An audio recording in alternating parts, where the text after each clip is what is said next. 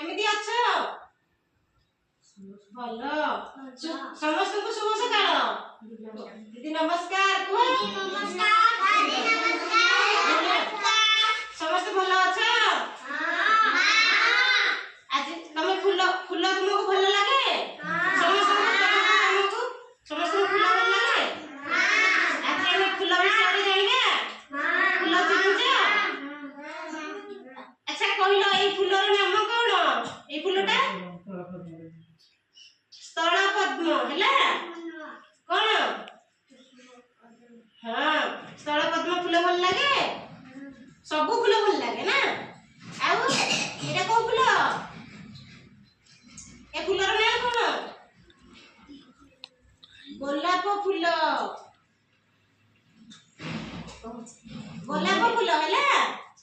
ଆଉ ତମେ ଯୋଉ ଫୁଲ ଧରିଛ ତା ନାମ କଣ? ପାରିଜାତ ଫୁଲ।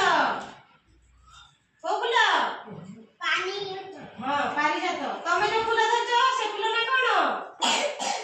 କୁହ, ଭଲ ପିଲା ଶୁଣ ପିଲା। ଏଇ ହାତରେ ଯୋଉ ଧରିଛ ସେଇଟା ହେଲା ଅପରାଜିତା। ଅପରାଜିତା। ଆଉ ହାତରେ ଯୋଉ ଫୁଲ ଧରିଛ ସେଟା ହେଲା ଜିନିଆ ଫୁଲ। ହଉ, ଆମେ ସମସ୍ତେ ଯିଏ ନ ଜାଣିଛ କହିବ ହେଲା। କହିପାରିବନି ପଚାରିବ ମୁଁ ଜାଣିନି ମତେ ଏଟା ବତେଇ ଦିଅ କହିବ ହେଲା। ଆଉ କୁହ ଏଟା କୋଉ ଫୁଲ? ଗେଣ୍ଡୁ ଫୁଲ। ହଁ, ଗେଣ୍ଡୁ ଫୁଲ ହେଲା। ଆଉ ଝିଅ ତମେ ଏଇଟା କୋଉ ଫୁଲ?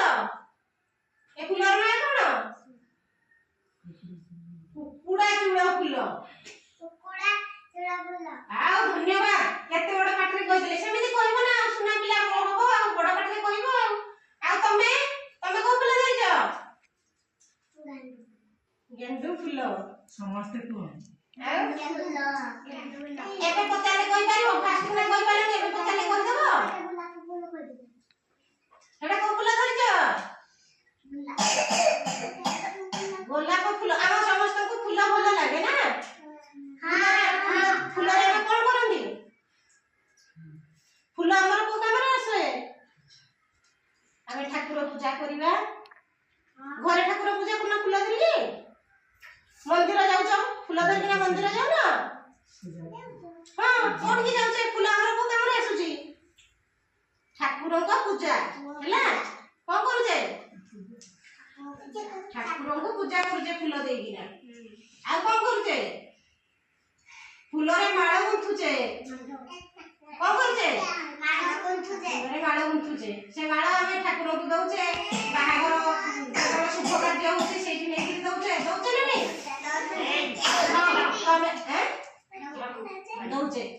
ଆଉ ତମକୁ ଫୁଲ ଭଲ ଲାଗେ? କଣ କରିବ ଫୁଲ ଗଲେ ଘରକୁ? କଣ କରିବ କହିଲ? ହଉ ଯାଅ, ଭଲ ପିଲା। ଆଉ ସେତିକି ଜାଣିବ ଫୁଲ ବିଷୟରେ ନା ଆଉ ଅଧିକ କିଛି ଜାଣିବ? ସେତିକି।